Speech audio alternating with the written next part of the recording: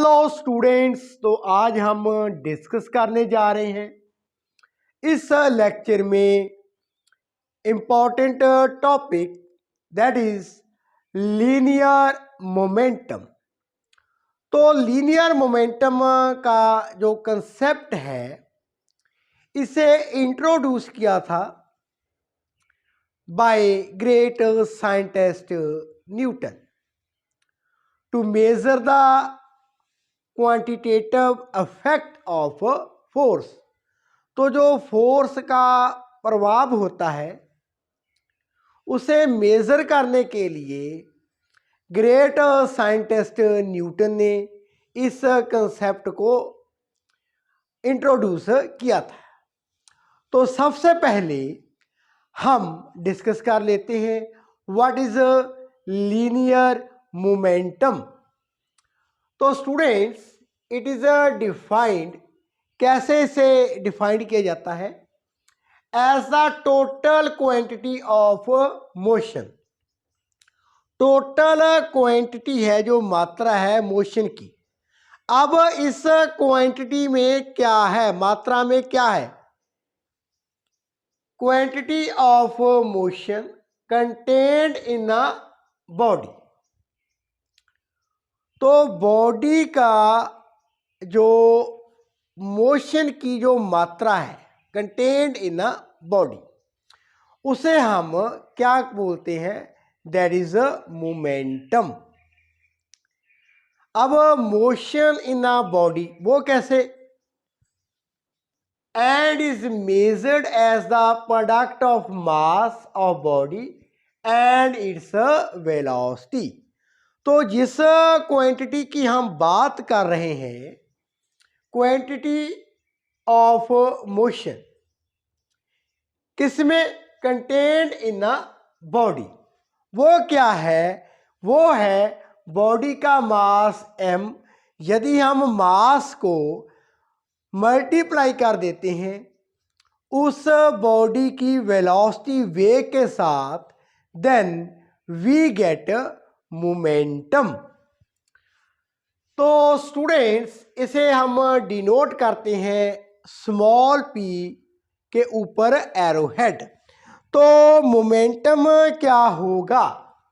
Momentum according to definitions p equal to, मान लेते हैं बॉडी का जो मास है that is capital M multiply by its velocity. Velocity is a vector quantity.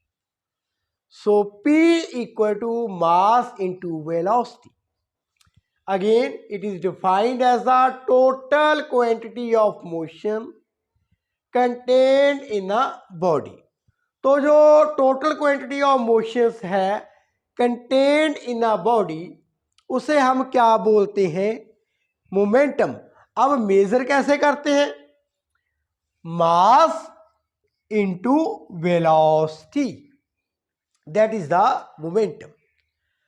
Students, it is a vector quantity. Mass क्या होती है? Mass क्या होता है? That is a scalar quantity. Scalar को हमने वेलोसिटी के साथ मल्टीप्लाई कर दिया है। वेलोसिटी क्या है? वेक्टर क्वांटिटी है। तो अब जो हमारे पास मोमेंटम है that is a vector quantity. जैसे आप देख रहे हैं ऑन द स्क्रीन, एक बॉडी है, मान लेते हैं उसका जो मास है that is 5 kg and velocity है 10 मीटर पर सेकेंड। तो मोमेंटम क्या होगा? That is 50। क्या होगा? 50 आंसर हमारे पास आ जाता है। स्टूडेंट्स, आइए अब लीनियर मोमेंटम के सम स्पेशल केस डिस्कस कर लेते हैं। So students, in the first case, suppose that a ball of mass m1, एक बॉल है जो मूव करती है linearly in a straight line, एक सीधी लाइन में गति कर रही है। And a car of mass m2। तो आप देख रहे हैं एक कार भी, वो भी क्या है, moving in a straight line. Obviously क्या है, जो कार है वो क्या होती है, बड़ी होती है, तो उसका मास क्या होगा, बॉल के मास से ज्यादा होगा। दैट मीन्स जो कार का मास है m2 greater than m1।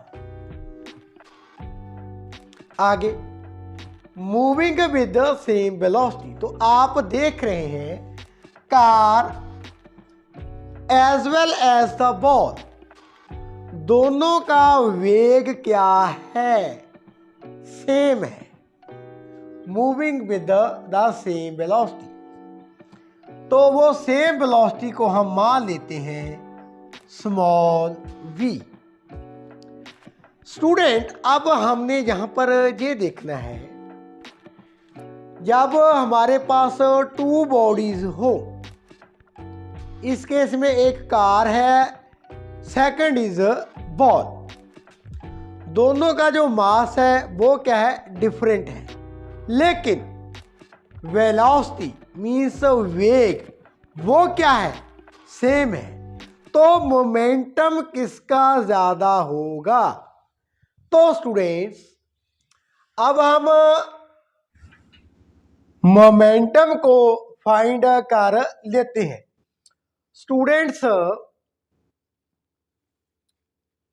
Momentum ball का कितना होगा, इसे मान लेते हैं P1, that is m1 multiply bye v, velocity of the ball. Car का मोमेंटम कितना है, इसे मान लेते हैं P2। कार का जो मास है वो कितना है, m2, now multiply by b। दोनों का जो बॉडीज है उनकी वेलोसिटी कितनी है, वेग कितना है, वो सेम है। अब students P1 over P2 divide कर लेते हैं, m1 v over m2 v के साथ v cancel. Now students m2 की वैल्यू क्या है, ज्यादा है, ग्रेटर देन m1। तो इसे हम ऐसे भी लिख सकते हैं, P2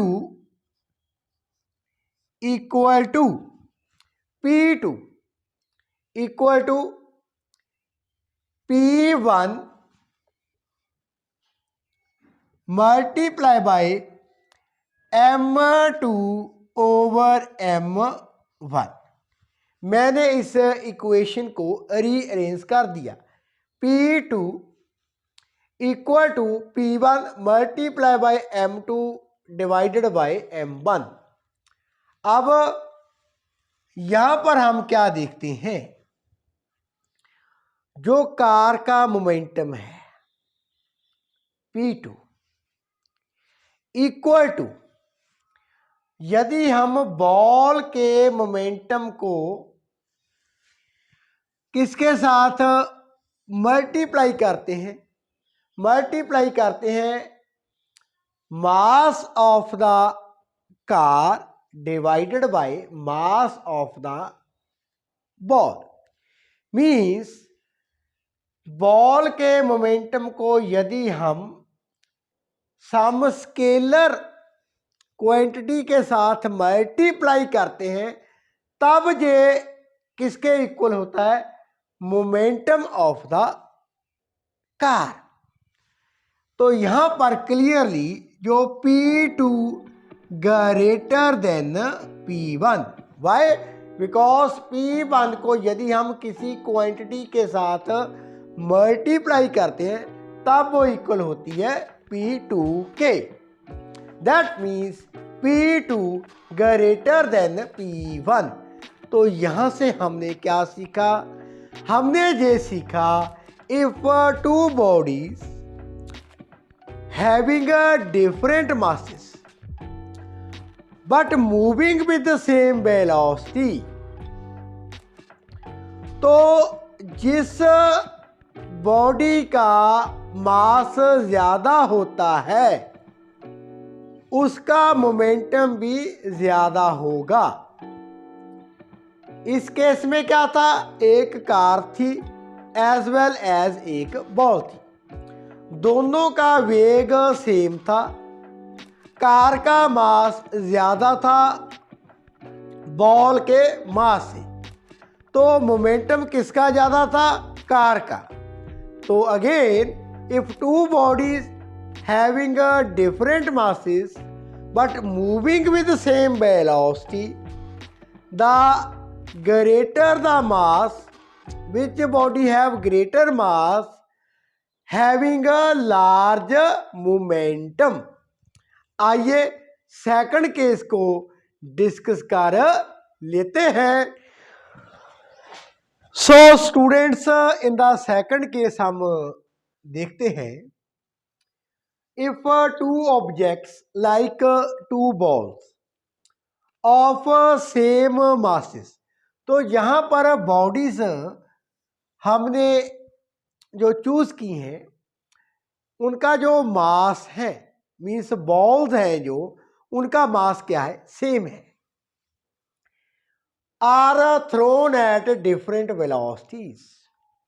तो जो ए बॉल है उसकी वेलोसिटी v1 है, जो बॉल बी है उसकी वेलोसिटी मान लेते हैं v2, v1 greater than v2।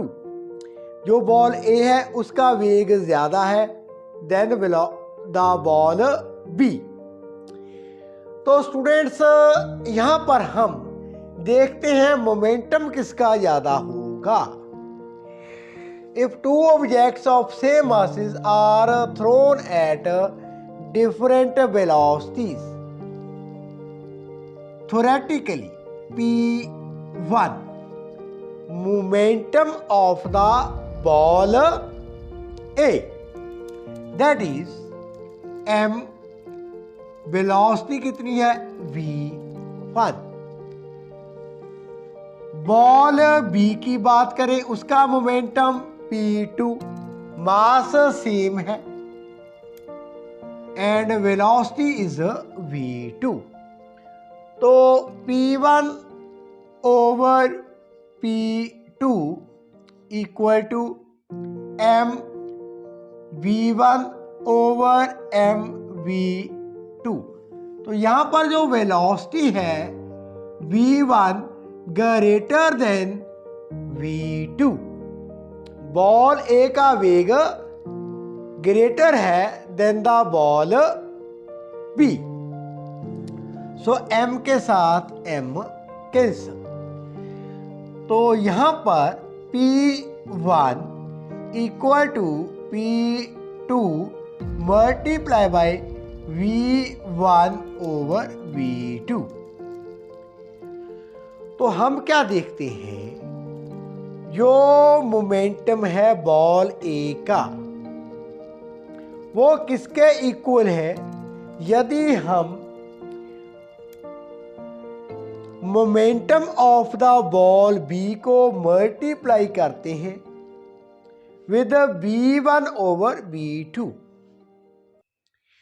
Means ball B को यदि हम मल्टीप्लाई करेंगे सम क्वांटिटी, तब वो momentum of the ball A के इक्वल होगा।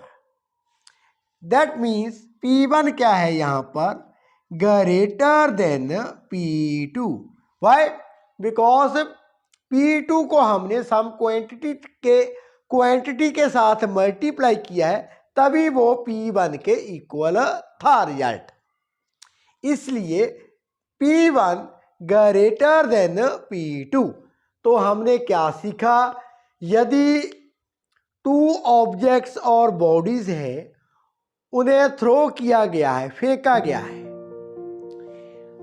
उनका मास क्या था, सेम था, लाइक बॉल का, दोनों बॉल का मास क्या था, सेम था, दोनों को सम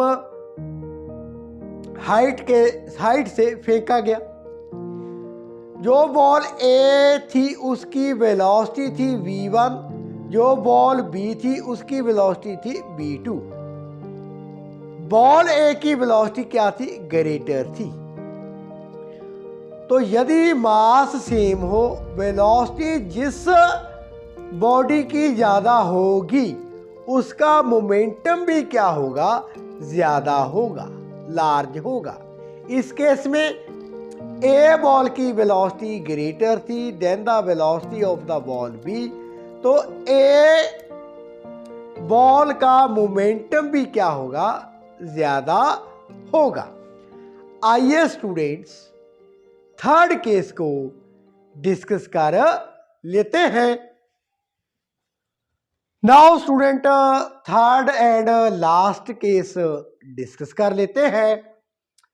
if two objects, again example कर लेते हैं बॉल की एंड कार की discuss, of masses m1 and m2। जो बॉल का मास है m1 है, कार का मास है m2। Moving with velocities v1 and v2। v1 velocity है बॉल की, v2 वेलोसिटी है कार की। लेकिन यहां पर केस क्या है? Possesses equal momentum. यदि मोमेंटम इक्वल हो कार का एंड बॉल का, तब वेलोसिटी वेग किसका ज्यादा होगा ये हमने देखना है। तो बॉल का मोमेंटम p1 एंड कार का मोमेंटम p2 ये सेम है। अब p1 कितना होगा? Momentum of the ball m1, velocity of the ball v1, p2 m2, mass of the car multiply by velocity of the car. Now p1 equal to p2, momentum दोनों का same दिया हो तब m1 v1 equal to m2 v2। Now यहां से हम देख लेते हैं, ऑब्वियसली जो m2 जो मास कार का है वो ज्यादा है than the ball, m2 greater than m1। तो यहां पर v1 equal to m2 over m1 multiply by v2। Means यदि हम v2 velocity of the car इसे सम स्केलर के साथ मल्टीप्लाई करते हैं तभी इक्वल होती है हमारे पास ये quantity equal to v1। Means यदि वेग जो कार का है उसे सम क्वांटिटी के साथ मल्टीप्लाई किया है तभी वो वेग है जो बॉल का उसके इक्वल है result. That means v1 greater than v2। तो स्टूडेंट यहां से हमने क्या सीखा? यदि मोमेंटम सेम हो टू बॉडीज का तो जो लाइट बॉडी है, इस केस में लाइट क्या थी? बॉल जिसका मास कम था। तो जिस बॉडी का मास कम होगा